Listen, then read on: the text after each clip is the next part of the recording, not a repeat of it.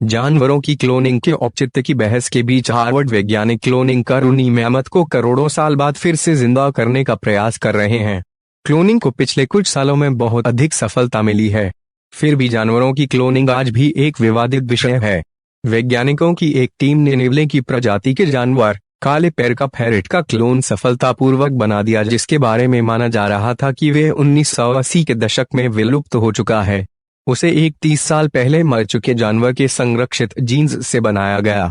अब Harvard university के वैज्ञानिकों की एक टीम करोड़ों साल पहले विलुप्त हो चुके ऊनी मैमथ का क्लोन बनाकर उसे फिर से जिंदा करने का प्रयास कर रहे हैं।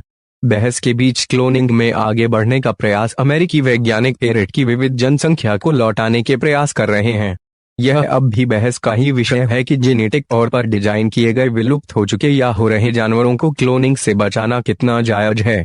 इससे कई तरह के खतरे सामने आने की आशंका व्यक्त की जाती रही है, जिसके लिए मानव तैयार नहीं है।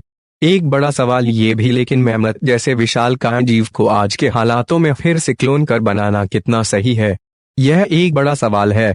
वहीं यह सवाल अभी भी बना हुआ है कि क्या वाकई यह संभव भी है या नहीं। इसके लिए वैज्ञानिकों को अच्छी तरह से संरक्षित और सुरक्षित अवशेषों की आवश्यकता होगी, जिससे वे स्वस्थ मैमथ का निर्माण कर सकें, जो इस समय असंभव काम लगता है। वास्तव में हो क्या रहा है, सवाल यह भी अहम है कि आखिर ऐसा प्रयास किया ही क्यों जा रहा है। वास्तव में वैज्ञानिक एक विशेष परियोजना पर काम कर रहे हैं, जिसमें वे मैमथ और एशियाई हाथी के बीच की संकर प्रजाति को बनाने की कोशिश कर रहे हैं, जो दोनों की नजदीकी संबंधी है। इस तरह का डी-एक्सटिंक्शन एक तरह से कुछ पारिस्थितिकी तंत्रों को बचाने के साथ बेहतर बनाने का तरीका हो सकता है।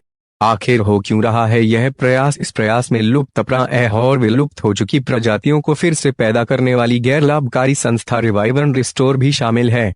संस्था का कहना है कि इससे बनी नई प्रजातियों में मैमथ के गुण रहेंगे, इससे वे दुनिया के उत्तरी इलाकों में रह सकेंगे। वैज्ञानिकों की कोशिश है कि अगर इतने विशालकाय जीव बर्फीले इलाकों में रहने लगे तो वे बर्फ को मिट्टी के नीचे दबा देंगे, जिससे उत्तरी इलाकों बर्फ पिघलने का खतरा कम हो जाएगा, जिससे ग्लोबल वार्मिंग को रोका जा सकेगा।